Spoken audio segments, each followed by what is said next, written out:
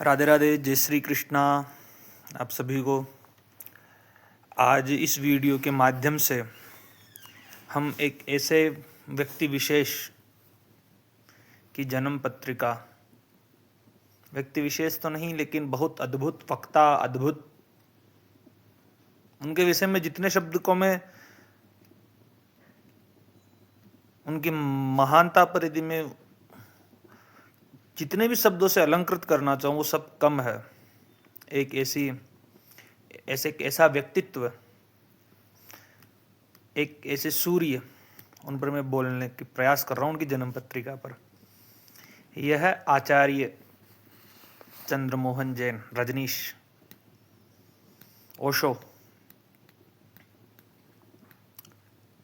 मैं 2011 से, जब मात्र 13 वर्ष का था, तब से मैं उनकी पुस्तकें पढ़ रहा हूँ। सर्वप्रथम मैंने एक पुस्तक पढ़ी थी, शिक्षा में क्रांति। वहीं से मेरा प्रारंभ हुआ था, शिक्षा में क्रांति से। फिर मैंने क्या पता कितना साहित्य पढ़ा होगा, मुझे खुद को ही नहीं पता है। गीता दर्शन, अष्टावक्र गीता, केनोपनिषद, कठोपनिषद, ताओपनिषद, गहरे पानी फेंट, कोपले फिर भी फूट आई, अजहू चेत गवार। क्या पता, मुझे खुद को इन किताबों के नाम लूँगा तो बहुत सी पुस्तकें हैं जो मेरे घर पर पड़ी हुई है। मैंने बहुत पुस्तकें उनकी पढ़ी है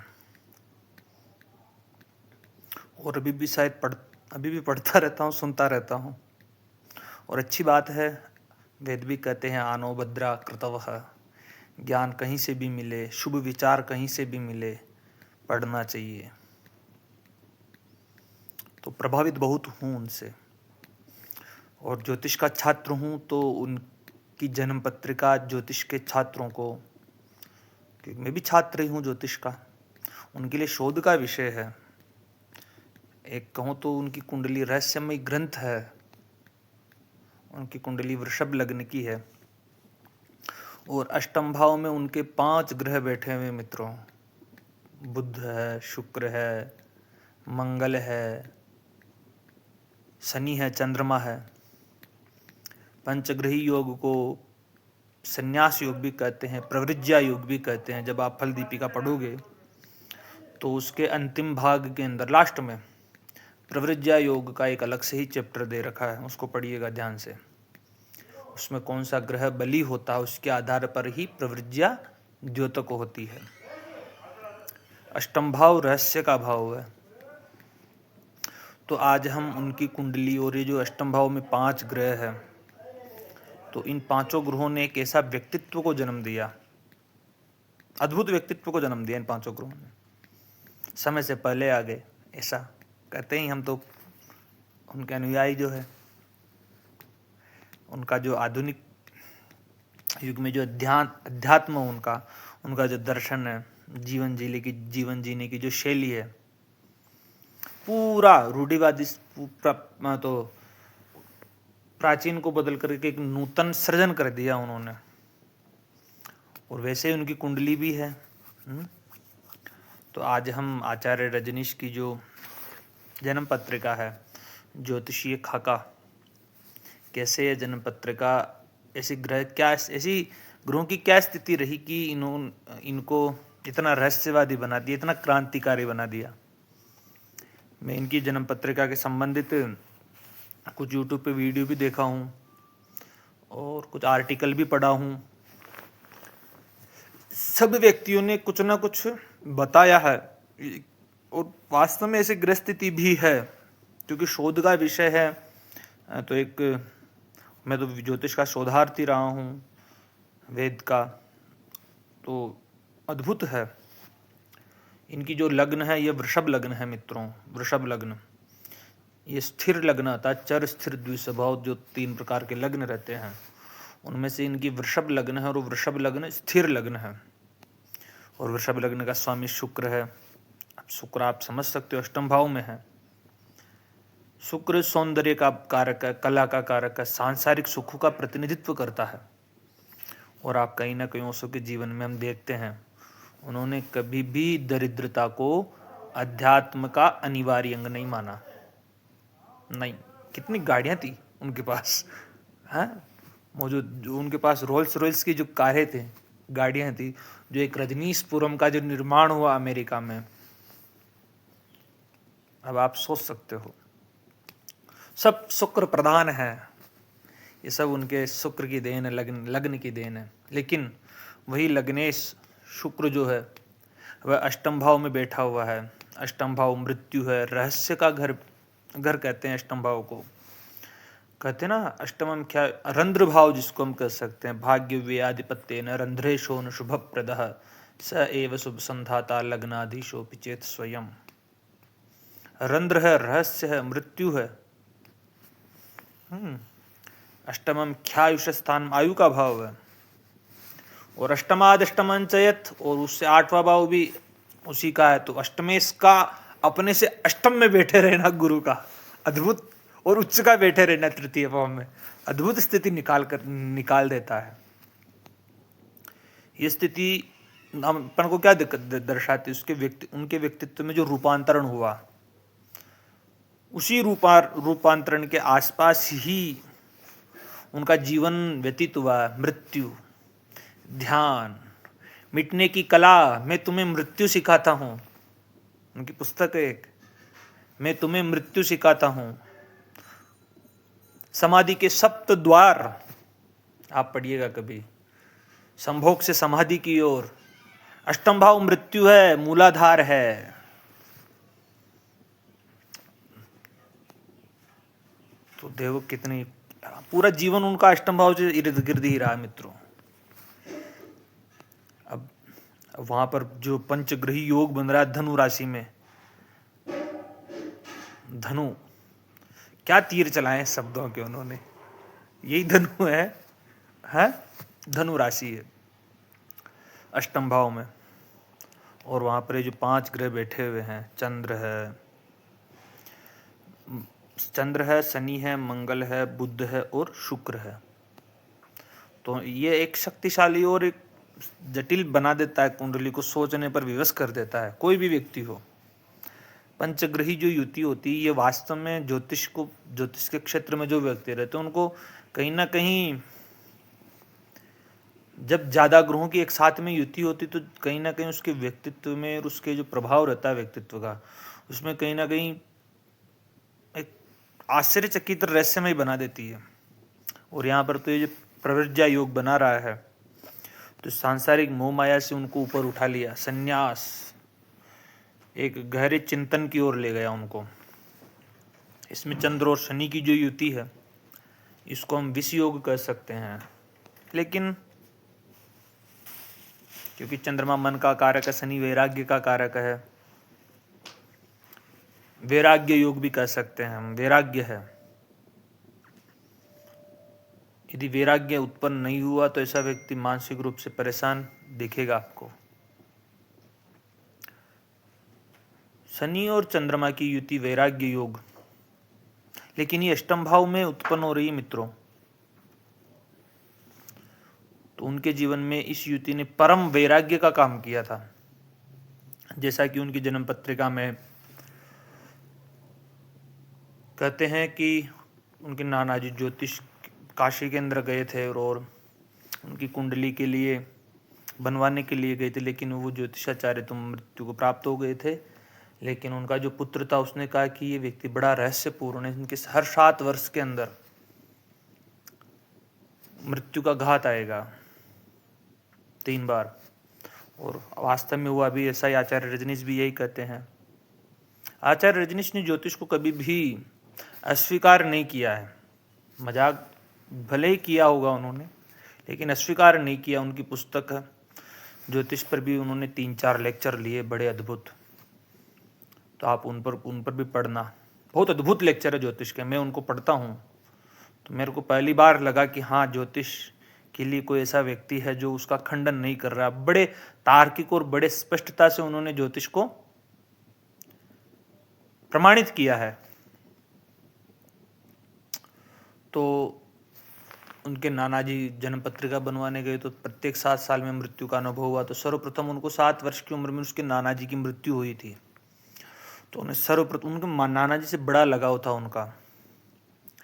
तो उनकी मृत्यु के बाद में, नाना की मृत्यु के बाद में उनको अपनी मृत्यु दिखने दी और 3 दिन तक उन्होंने भोजन नहीं किया था।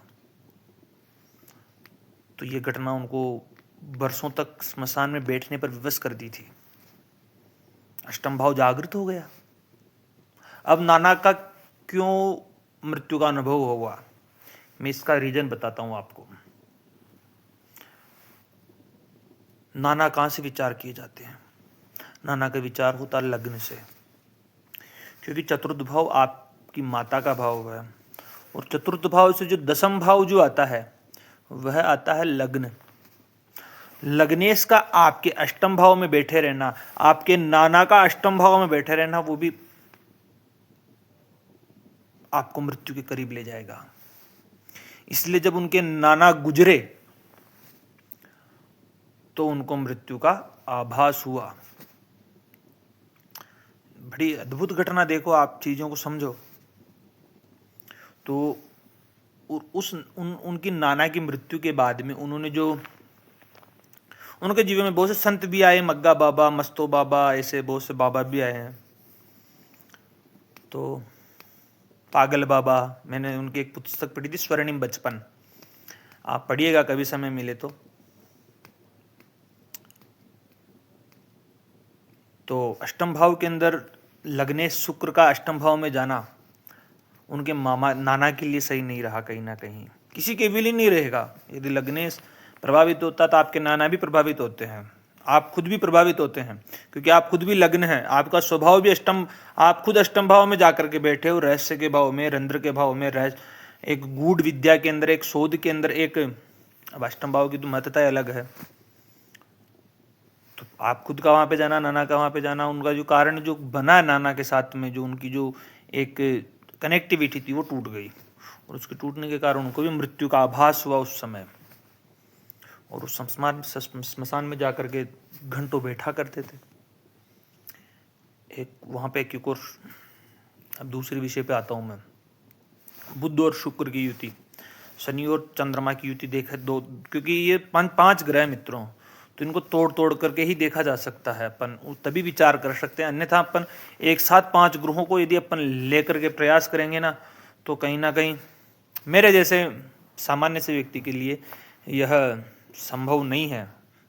ये तो आचार्य रजनीश ही आए ज्योतिष के क्षेत्र में, तो वो कर सकते हैं, हम सामान्य व्यक्ति है, हमारे लिए नहीं हो पाएगा। तो बुध और शुक्र जो है यह लक्ष्मी नारायण योग है। बुध तर्क है, वाणी है? और जबकि शुक्र कला है, प्रेम है। मैंने एक वीडियो बनाया था शुक्र और बुध की युति पर, शनि और चंद्रमा पर भी बनाया है, आप उन वीडियो को भी देखिएगा।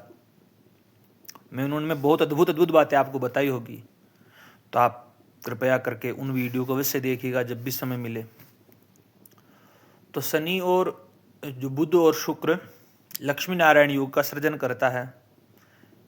लक्ष्मी नारायण योग के साथ में बुध आपकी वाणी है, बुद्धि है, तर्क है, ज्ञान है, और वहीं शुक्र कला है, प्रेम है। तो इन दोनों का मिलन हो गया तो अद्भुत वक्ता बनाता है। मैंने उस बुध और शुक्र की युति के अंदर भी आपको कहा था कि बहुत प्रेम, मीठी वाणी बोलने वाला होगा। आप सुनिएगा उस वीडियो को, बहुत कुछ अद्भुत वक्ता के लिए मैंने उस वीडियो में बताया। अद्भुत वक्ता होता है, बहुत प्रेम, वाणी बहुत अद्भुत होती है ऐसे व्यक्ति की, और बड़ा तर्कशील होता है। देखो उनके बड़े बड़े जो उस समय के जो विद्वान थे, आचार्य रजनीश के समकालिक जो भी व्यक्ति था, बुद्धिमत्ता के क्षेत्र में, दार्शनिक दर्शन के क्षेत्र में जो दार्शनिक उस समय के, सब निरुत्तर थे उनके सामने। क्योंकि अष्टम भाव के अंदर उनकी जो ये रहस्यमय युति हो रही थी, जो गूढ़ विद्या का केंद्रित रही थी, ये 5 ग्रहों की जो युति थी वह अद्भुत थी। और वहां पर मंगल का और होना, एक साहस, एक ऊर्जा, उसका द्योतक है।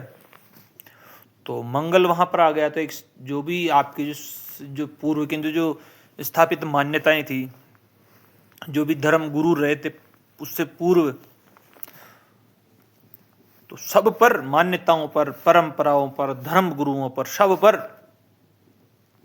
प्रश्नवाचक चिन्ह खड़ा कर दिया था। ये विद्रोह है, ये साहस। अष्टम भाव में मंगल होना, इन 5 ग्रहों का होना, और विशेषकर मंगल और होना, और अष्टम भाव का स्वामी फिर अपने से अष्टम भाव में जाकर के बैठे रहना, उच्च का बैठे रहना, प्रखरता से बोलना, वो साहस बतलाता है अपन को। अष्टम भाव में जो मंगल की देन थी वो। अब सोचिए, तृतीय भाव में देवगुरु बृहस्पति उच्च राशि के बैठे हुए हैं, सप्तम भाव पर दृष्टि है, भाग्य भाव पर दृष्टि है, लाभ भाव पर दृष्टि है, शनि की दशम भाव पर दृष्टि है, धन भाव पर दृष्टि है, पंचम भाव पर दृष्टि है, मंगल की भी धन भाव पर दृष्टि है, तृतीय भाव गुरु पर भी दृष्टि है मंगल की, और लाभ भाव पर भी दृष्टि है। कुंडली का खाका जब तक आपके दिमाग में नहीं बैठ पाएगा मूलभूत, तब तक आप इस कुंडली को नहीं समझ पाओगे। पराक्रम भाव में देवगुरु बृहस्पति का उच्च का होना, पराक्रम भाव वैसे भी संचार का कारक होता है। एक पराक्रम भाव है, तृतीय भाव, तो पराक्रम तो रहेगा ही रहेगा, और वहां पर उच्च के होकर के बैठे रहना, एक गुरु का पराक्रमी होना, उच्च का बैठे रहना। गुरु भी पराक्रमी होते हैं, ऐसा नहीं कि गुरु पराक्रमी नहीं होते, बड़े पराक्रमी होते हैं, लेकिन उनका पराक्रम ज्ञान में होता है, उनका पराक्रम शास्त्रों में होता है, उनका पराक्रम तर्क में होता है, उनका पराक्रम विचारों में होता है। तो उनका पराक्रम भी उसी रूप में निकला। भाग्य भी उनका साथ दिया है, भाग्य भाव पर दृष्टि पड़ रही है, और भाग्य भाव पर दृष्टि पड़ी, लाभ भाव पर दृष्टि पड़ी, सप्तम भाव पर, जो सप्तम भाव में सूर्य बैठा हुआ है उस पर भी गुरु की दृष्टि पड़ रही है मित्रों, सातवीं पंचम दृष्टि। इसलिए उनकी मृत्यु के बाद में भी ऐसे व्यक्ति प्रखरता से अभ्युदय होता रहता लगातार, उनकी वाणी अद्भुत हो जाती है। तो एक जगत गुरु कहा जा सकता है उनको तो जोरबादी बौद्धा कहा गया है। उन्होंने अपना नाम भी ओशो, जो ओशनिक शब्द से आया है, समुद्र, वास्तव में समुद्र थे, क्योंकि उनके जो प्रवचन है, उनके जो शब्द है, उनकी शब्दों पर इतना अधिकार था, इतनी पकड़ थी शब्दों पर। जैसे मैं मुरारी बापू का एक प्रवचन सुन रहा था उनके विषय के अंदर, वास्तव में ओशो आचार्य रजनीश ने कभी भी इन शब्दों का प्रयोग नहीं किया कि मेरा कहने का मतलब ये था, नहीं मैं ये नहीं कहना चाह रहा था ना। जिस समय जो कहा उचित कहा, सही कहा। उनके जीवन में 3 वो आते हैं समय, जैसा कि उन्होंने उस समय कहा था। कब? उनके स्वर्णिम बचपन की जो पुस्तक है उसमें उन्होंने कहा कि प्रारंभिक जीवन का विद्रोही पूर्ण रहा, विद्रोह किया।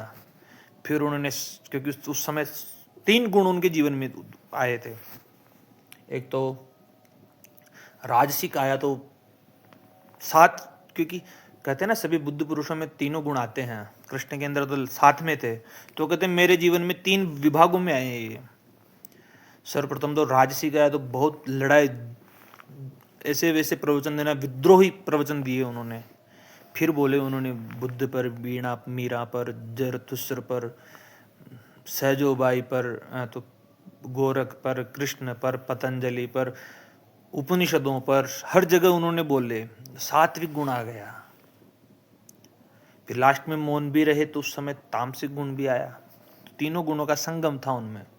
एक साथ में नहीं था, लेकिन समय को बीच बीच में समय जैसे परिवर्तन होता गया, उनके गुणों में भी परिवर्तन होता गया। तो उनके जो प्रवचन थे, जो उनको हम सारी जो आज भी जो भी ये जगत है, सब मंत्रमुग्ध होकर के सुनते हैं, उनको घंटों तक सुनते हैं। मुझे तो उनकी वाणी सुनता हूँ, वही मेरे लिए मेडिटेशन है। मैं तो अपनी बताता हूँ, और सत्य ही बोलना चाहिए ना, झूठ क्यों बोलना चाहिए। तो उनका प्रवचन घंटों सुनने के बाद में भी ऐसा नहीं लगता कि आप इतनी देर सुन लिए हो। तो यह सब अष्टम भाव का ही कारण है। हाँ, अष्टम भाव, अष्टमेश का लग्नेश का अष्टम भाव में रहना थोड़ा बदनामी का भी कारक होता है, एक स्वास्थ्य से संबंधित भी परेशानियां देता है। लेकिन कहीं ना कहीं उनके तेज को फर्क नहीं पड़ा, क्योंकि सूर्य जो था उनके सप्तम भाव में, उस पर गुरु की दृष्टि उनके तेज को तो प्रस्फुटित कर रही थी, कहीं ना कहीं जगा रही थी। अष्टम भाव के अंदर जो बदनामी का जो कारण बना, जो उन्होंने संभोग से समाधि की किताब लिखी, उसमें कुछ भी ऐसा गलत बिल्कुल नहीं है। लोग पता नहीं पढ़ते तो है नहीं है, और उसको हवा हवा के अंदर उत्तर देते रहते हैं। उस समय के जो, क्या नाम था उनका, करपात्री जी महाराज ने भी एक अलग से पुस्तक लिख दी उनके संभोग समाधि के तर्कों को खंडन करने के लिए, लेकिन बचकाने ही, मेरी दृष्टि से तो बचकाने ही है। मैं ऐसे महाराज को बचकाना तो नहीं कहूँगा, किसी को भी नहीं बोलना चाहिए, अनुचित शब्द है। लेकिन हाँ, उनकी मेधा को कहीं ना कहीं स्पर्श नहीं कर पा रहे थे मैंने, और वास्तव नहीं कर पाएंगे। मैंने वो पुस्तक भी नहीं पढ़ी है, तो मैं इस चीज़ को वापस ग्रहण कर लेता हूँ। हमारे जैसे तो शब्द वापस ले सकते हैं, आचार्य रजनीश जैसे व्यक्ति नहीं लेंगे। लेकिन मुझे नहीं लगता कि करपात्री जी महाराज के जो मैंने प्रवचन सुने भागवत के, जो भी, आचार्य रजनीश की मेधा को कहीं ना कहीं स्पर्श कर पाए। तो सप्तम भाव साझेदारी का भाव होता है, और वहाँ पर वृश्चिक राशि मित्र राशि है, और वहाँ पर सूर्य स्थित है मित्रों, मित्र राशि में है। सप्तम भाव प्रखरता आगे वाला, एक खोजी बनाता है, विस्फोटक है ये भी। समाज के सामने एक सूरज की तरह चमकाता है, लेकिन शत्रु भी पैदा कर देता है। तो उनके जीवन में वैश्विक जगत, उस समय का जो वैश्विक जगत था, उसमें बहुत विरोध हुआ, बहुत शत्रु पैदा हुए, जेल की यात्रा भी करनी पड़ी। इतनी बड़ी बड़ी सरकारों ने उनका विरोध किया, प्रतिबंध लगाए उनके ऊपर। फिर लास्ट में काठमांडू आए, नेपाल, फिर वहाँ से भारत में आए वापस। उन्होंने उस पर भी बहुत कुछ प्रवचन दिए हैं, मैं तो सुनता रहता हूँ उनके प्रवचन। मैं उनका एक ही, ज़्यादातर तो मैं भी वीडियो नहीं, मेरे पास वीडियो भी नहीं है, वो सुनाता मैं आपका। मेरे को वो वीडियो बहुत, बस मैं इतना पढ़ करने के बाद मैंने उनका एक ही संदेश हमें मस्तिष्क में रखा हूँ, वो मैं आपको भी बताऊँगा। कुछ भी हो जाए वो मैं अभी नहीं रहने देना चाहता हूँ। तो अब ज्योतिष की बात करने पर ज्योतिष की ही बात करनी चाहिए। तो क्या आपका विषय भंग हो जाता है, विषय पृथकता हो जाती है। तो विषय में प्रवेश जरूरी है। जिस विषय पर, जब जो विषय पे बोल रहे हैं उसी विषय पे बोलना चाहिए। और उदाहरण तो जहाँ कहीं से भी लाओ, फिर वापस अपने विषय पर लौट जाओ, उसी को बुद्धिमत्ता कहते हैं। आप किसी एक विषय पर बोल रहे हो, विद्वान किसको कह सकते हैं? उसी को कह सकते हैं जो एक विषय ले ले, उस विषय पे अनेक प्रकार के संदर्भ स्थापित करे, लेकिन वो अपने विषय को छोड़े नहीं, वापस पुनः उसी विषय में प्रवेश कर जाए। तो अपन वापस सूर्य जो अष्टम, सूर्य का जो सप्तम भाव में था, जो शत्रु पैदा कर रहा था, जो उनके उस समय की जो सरकार है, सूर्य का प्रतिनिधित्व करती है सरकार है भी, सबने प्रतिबंध लगाया उनके। और अष्टम भाव ही उन प्रतिबंधों का कारण बन रहा था, कहीं ना कहीं सूर्य भी बन रहा था। दोनों उस संघर्ष और प्रतिबिंब, संघर्ष इनका सारा जो बन रही थी, सारे इस सूर्य के कारण हो रही थी, क्योंकि वो प्रखर होकर के सामने आ रहे थे। सूर्य प्रखरता से ही आता है। और जब बड़ी बड़ी सत्ताओं के खिलाफ यदि गुरु आकर के खड़ा हो जाता है, उन्होंने एक पुस्तक लिखी थी, पंडित, पुरोहित और राजनेता ये सब शोषण करते हैं, पढ़िएगा, बहुत अद्भुत पुस्तक है। तो सभी विरोध में आ गए, पंडित भी आ गए, पुरोहित भी आ गए, राजनेता भी आ गए। राजनेता सूर्य का प्रतिनिधित्व होते हैं। तो गुरु यदि, और गुरु वास्तव में इनका विरोध गुरु ही कर सकता है, और कोई नहीं कर सकता है। सूर्य का विरोध कौन करेगा मित्रों? गुरु ही तो कर सकता है। गुरु के पास ही तो वो पावर है जो सत्ता को ललकार सकता है। चाणक्य ही तो धनानंद को नष्ट कर सकता है, धनानंद के विरुद्ध बोल सकता है, अपना साम्राज्य, अपने व्यक्ति खड़ा कर सकता है जो उनकी बात माने। जहां पे गुरु का अनादर होने लगे तो गुरु वहां पे विद्रोह उत्पन्न कर देता है, क्योंकि गुरु के पास बुद्धि है, ज्ञान है, शिक्षा है, प्रखरता है। अब एक और युक्ति है, उनके पंचम भाव में केतु स्थित है, लाभ भाव में राहु है।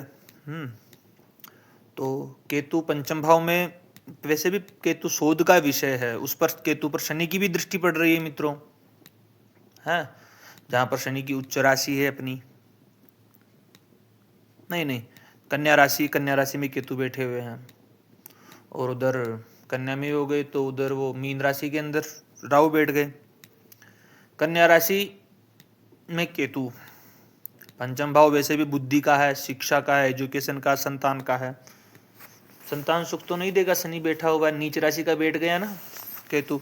शादी नहीं हुई तो कहाँ से संतान होगी, शनि से भी दृष्ट है। कन्या राशि गृहम प्रोक्तम राहुच्च मिथुनम स्मृतम राहु नीचम धनु प्रोक्तम केतु सप्तम में वचन नहीं। लेकिन कन्या राशि का नीच का भी नहीं है केतु, ना उच्च का है, सॉरी। कन्या राशि में बैठा हुआ, कन्या राशि वैसे भी एजुकेशन को दिखाती है, शोध को दिखाती है। और वहाँ पर केतु का बैठे रहना बिना धड़ के, बिना सिर के, तो वो खोजता रहेगा, पढ़ता रहेगा, शोध करता रहेगा, स्व की अनुभूति लेता रहेगा वहाँ पे। और केतु मोक्ष का कारक है। इसलिए उनकी बुद्धि हमेशा से इस सांसारिकता को ना दे करके, सांसारिक ज्ञान को ना लेकर के एक शून्य, एक नथिंगनेस, उसी की तलाश में रही थी। पंच लाभ भाव में जो राहु बैठा था मीन राशि का, वो उनको विदेशी लोगों से ज़्यादा संपर्क में लाया और वहीं से उनको अपार धन और प्रसिद्धि भी मिली।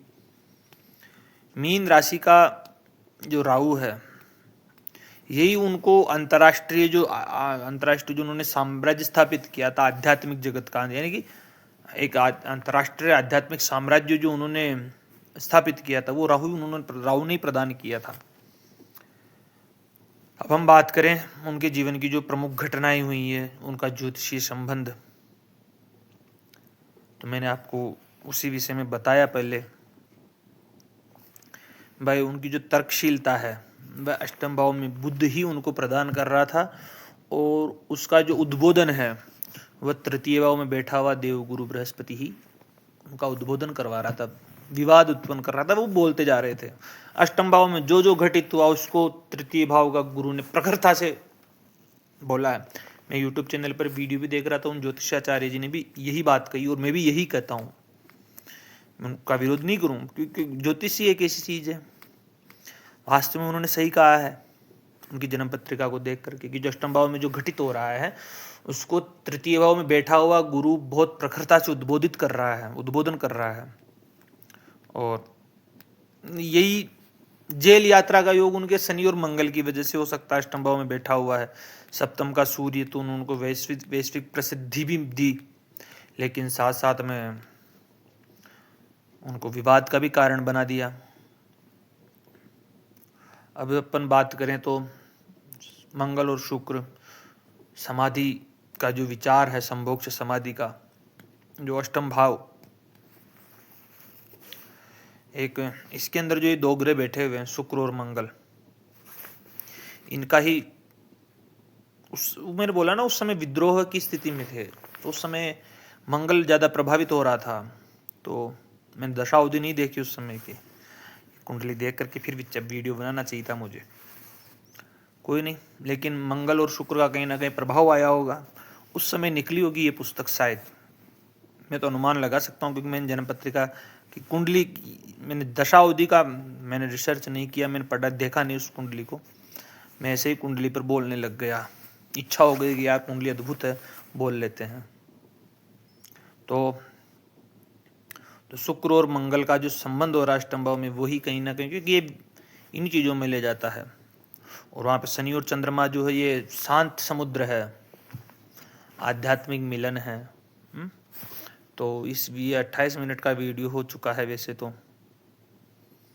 अब इसमें मैं बहुत सी चीज़ें तो सोचता हूँ कि एक एक विषयों को लेकर के उनके जीवन में जो घटना घटित हुई है उनको ज्योतिषीय आधार दे करके कुछ वीडियो बनाए, क्योंकि वो साधारण व्यक्तित्व तो नहीं है उनका, एक ब्रह्मांडीय घटना है। और अष्टम भाव में जो 5 ग्रह बैठे हुए हैं, अष्टम भाव को मित्रों पाताल की संज्ञा भी दी गई है, और ये 5 ग्रह ही उनको उस पाताल में उतरने के लिए प्रेरित किए हैं, गहराई में उतरने की शक्ति दिए हैं।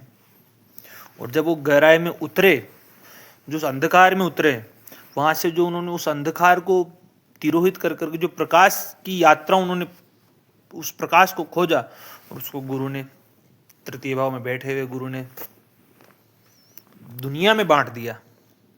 और दुनिया में बांटने का सामर्थ्य ही गुरु कर सकता है। तो उनके जो तर्कों के बाण थे, सदियों पुरानी जो रूढ़िवादी जो मानसिकता थी, सबको छलनी कर दिया। तो यह उनकी कुंडली है। मैंने बहुत बड़ा वीडियो बनाया है, लेकिन सोच रहा हूँ कि प्रत्येक जो उनके जीवन की जो घटनाएं घटित हुई है जीवन में, उन सब पर, क्योंकि 21 साल की उम्र के अंदर उनको जो समाधि की जो प्राप्ति हुई थी, वृक्ष के ऊपर बैठे हुए, वहां से उन्होंने घटना वो कहते अपने जीवन की कि 2 महीने में ऊपर ध्यान करता रहता था, जो शरीर एकदम नीचे छूट गया, मैं ऊपर बैठा रह गया। वो ऊपर बैठे हुए थे, शरीर नीचे था, देख रहे थे कि शरीर गिर गया है, लेकिन अब शरीर में जाने का कोई माध्यम नहीं रहा। तो सुबह पानी भरने के लिए कोई महिलाएं जा रही थी, तो वो महिलाएं उनको टच करती है, तो एकदम वो वापस शरीर में प्रवेश करते हैं। वो महिलाएं देखती है कोई मृत्यु हो गई, कोई मर गया दिखता है, लेकिन ऐसा नहीं था। वो शरीर के बाहर ऊपर बैठे हुए थे वृक्ष के, एक सिल्वर कार्ड जुड़ा हुआ था। ये सब अष्टम भाव में बैठे हुए पंचग्रहों की ही स्थिति है मित्रों। मैं प्रत्येक घटना, जो मेरे को तो बहुत सी घटनाएं याद उनके जीवन की, कुएं में उनका बहुत, मैंने स्वर्णिम बचपन में, मुझे बहुत अच्छी पुस्तक लगी स्वर्णिम बचपन। वास्तव में ही स्वर्णिम बचपन था उनका, कॉलेज की हर चीज़ की, जो उस कहीं ना कहीं उनकी घटनाओं को लेकर के मैं वीडियो बनाऊंगा। और ऐसे मेरे विचार है कि कहीं ना कहीं उनकी कुंडली पर बहुत ज़्यादा शोध की कुंडली है और उस पर शोध होना चाहिए। तो धन्यवाद इसी, क्योंकि 31 मिनट का वीडियो, क्योंकि मैं ज़्यादा नहीं बोलना चाहता हूँ। ज़्यादा बोलने से क्या होता है कि मेरे भी सुबह पूजन पाठ करते हैं तो दर्द करता है गला, दर्द तो करता ही है थोड़ा बहुत। तो पार्ट में बनाओ, 1 part, 2nd part, 3rd part, तो ऐसे छोटे छोटे पार्टों में 30-30 मिनट के, 40-40 मिनट के जो वीडियो बनेंगे, तब आप देखिएगा। आनंद लेते हैं इस जन्म पत्रिका का। आचार्य रजनीश को प्रणाम करते हुए कहते हैं, मेरे प्रिय आत्मन, आप सभी के बैठे हुए, आप सभी के भीतर बैठे हुए परमात्मा को प्रणाम। तो मैं भी आप सभी के भीतर बैठे हुए परमात्मा को प्रणाम करता हूँ। धन्यवाद।